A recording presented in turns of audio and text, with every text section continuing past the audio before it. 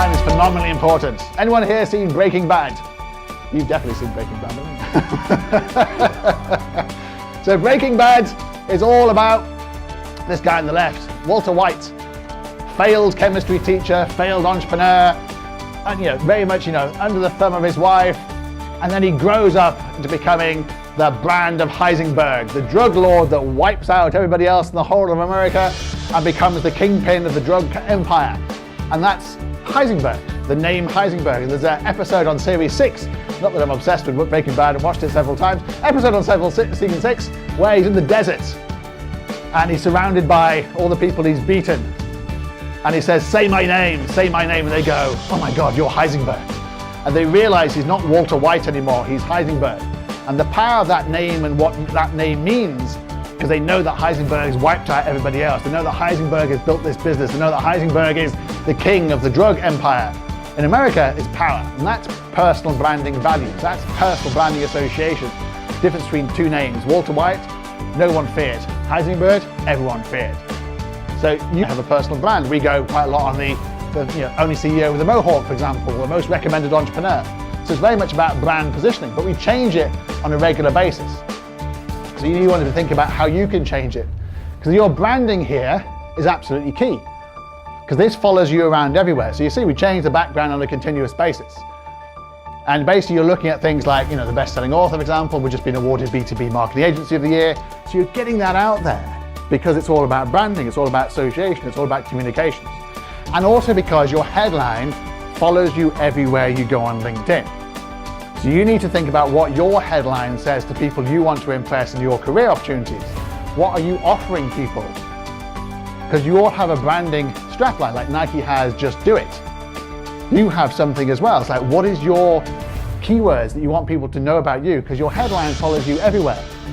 And it's key to know that the mobile is different to the LinkedIn. So you might think, why have I designed it this way? It's actually because LinkedIn is not a dynamic platform. So what I mean by that is the picture on LinkedIn laptop is this side, the picture on the mobile is in the middle. So you've got to adapt, as you can see, make sure that you can view that both sides. That's why there's a gap there, and that's why that fills the gap there. So when you're designing your background, with your credentials, with what you've done, think about how you actually do that on both mobile and on laptop. Because again, your headline follows you everywhere. So think about your headline. Think about what your headline means. Think about what your headline gives as an impression to a potential employer, to someone in your company, someone you want to get promotion from. What's that headline say? Does that headline say employ me?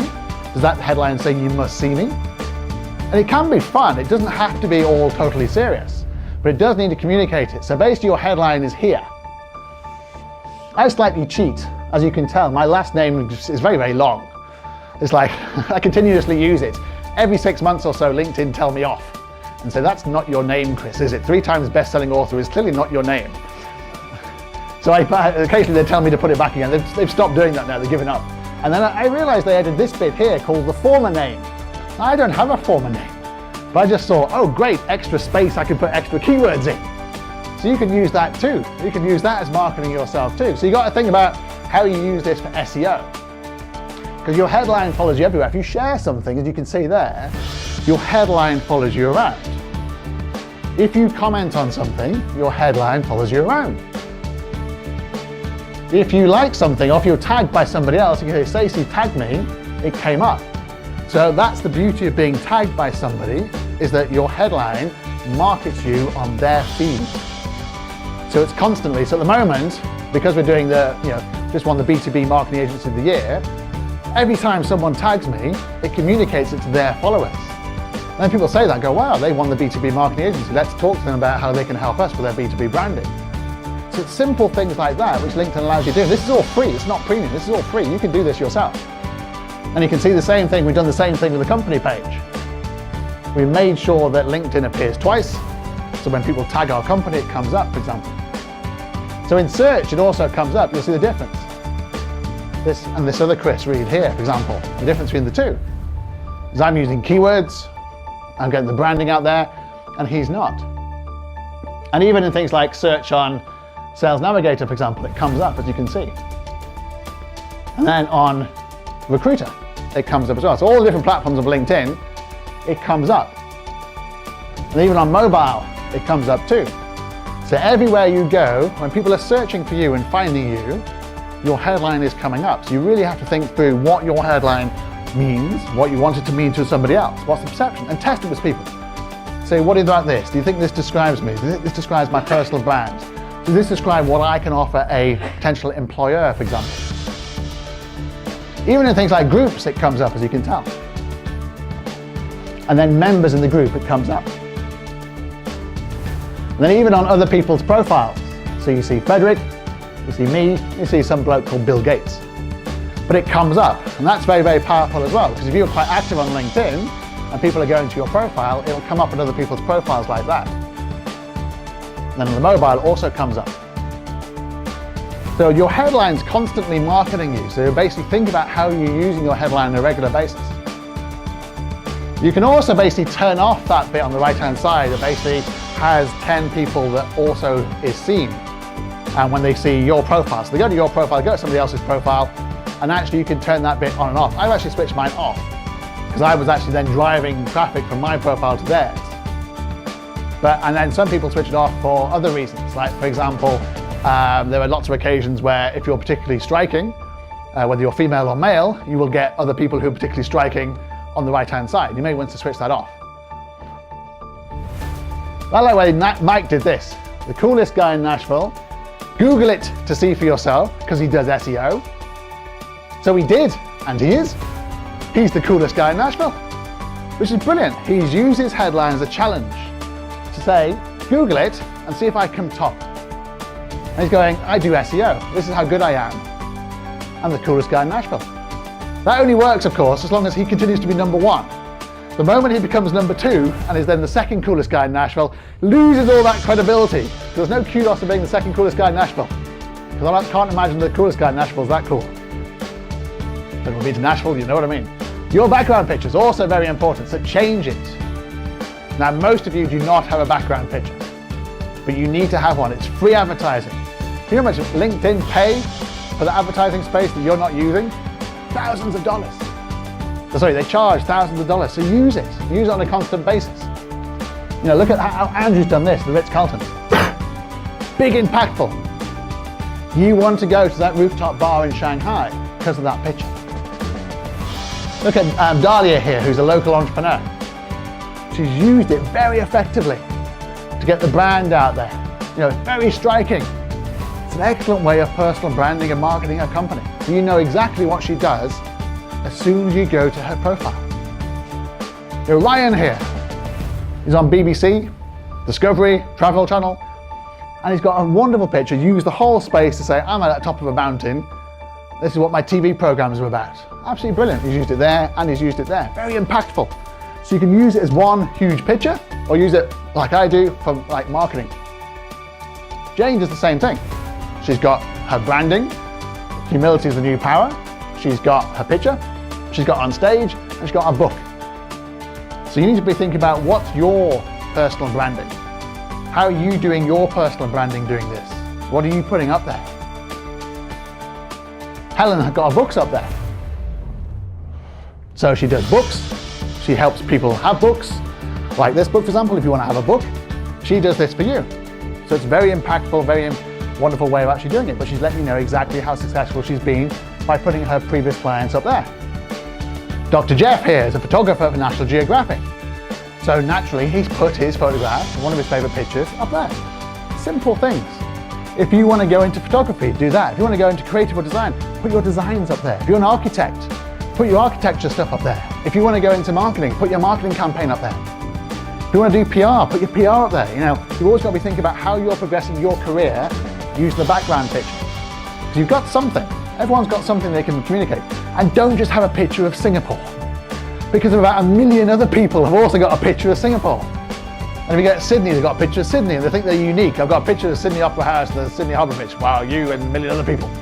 That doesn't distinguish yourself. That's not distinctive. This is personal branding. It's about you.